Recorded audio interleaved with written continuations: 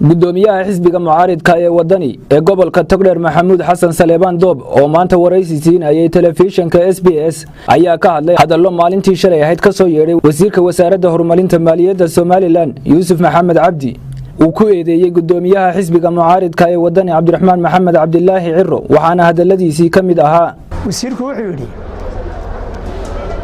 wuxuu ahaa inaanu dadka kala soo waraysanay oo annagana waraysto adigu waxa tahay ninka sixir bararka waxba ka qaban kari waayay gudoomiyaha waa gudida waxaad ku jawaabtaan waa dhulkeena nimca fadhida laakiin dadweynaha ayaa jawaabta saxda ah haya sixir bararkuna wax qarsoon maaha waa wax daahira oo guri walba ka dhex muuqda qoys bay u hayaan maanta sixir bararka dadku xisbigiisa ay ahaayeen gudoomiyaha kelmadaas waa ku gafweeyay inuu dadka waraysana xaq uu leeyahay qodobka labaad meesha yaala waxa weeye haddaad wuxuu yidhi wayn xisbiga wadani noo yimaadaba xisbiga wadani inuu ku yimaado maahan inaad adigu u tagtaabay waayo xilka adigu saaran yahay mas'uuliyaddii xafiiskaaga adiga lagu soo doonan maayo waa inaad adigu tiraahdaa war wixii garan waayay ila eega waxaan odhan karaa wasiirka maaliyaddu dalxiis buu ahaa roobkan daay iyo togan burcee togdheer iska soconaya iyo ayuu iska daawanayay dii laakiin nin gobolka wax ka qabtay maaha jawaabta keliya uu bixiyey ganacsatada si runtii reer burcaadi aad u mahadsanyiin fakar saliima bay soo jeediyeen su'aalo badan bay weydiiyeen ugamuu jawaabin wasiirku sidii la doonayay inuu dadweynaha ugu jawaabo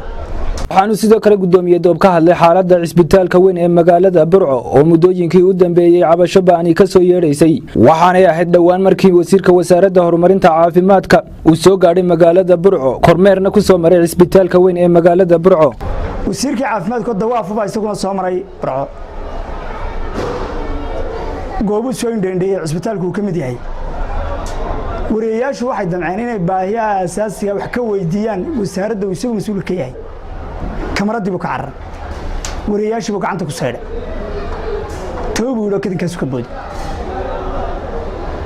wardee xukuumaddii hadalkii baa xitaa iska xijin karin wariyayaasha inamadu ay weydiinayeen dadka waa cabanaya dadka cabanaya waa la arkayay ee caafimaadka ka cabanaya lahaa caafimaad darra jirta ama cisbitaal ka cabanayay ama guud ahaan Somaliland baa caafimaadkeeda laga wada cabanayo de waxa idinuu istifaaco wax sheego ila dadku waxbay sheegeen isaguna wax sheegabay laakiin uu kamarada ka cararo ma yahayn isaguna dawaaf buu ku soo marayo hore u socday halka daragudliye meelaha isagoo MCHyo GBL-ga laga fuliyay ka sii xarig jarayo waan daawanayna waan arkaynay halka waxay u muuqataa mas'uuliyiinta qarankan loo eegmaday oo madaxweynuhu ugu horeeya inay dawladnimadii iyo maxay tahay wixii ku munaasibka ahaa dalka in lagu hogaamiyo inuu hoos u dhac fara badan ka yimi ugu dambeyntii gudoomiye Maxamuud Xasan Saleebaan Doob oo hadalkiisa sii wata ayaa baaq u diray madaxweynaha jamhuuriyadda Somaliland Mudane Muuse Biixi Cabdi uguna baaqay inuu xorriyadiisii u soo celiyo boqor Cismaan Buur Madow madaxweyne waayo adaa hore uga hadlay waxaad hore uga hadashay in maanta xukuumaddaadii lagu eedeeyo ma qurux badna oo boqorradii iyo sulaadiintii iyo dadkii maxay ay tahay madaxda ahaa ee qaranka aad xabsiyada si aan sharciga waafaqsanayn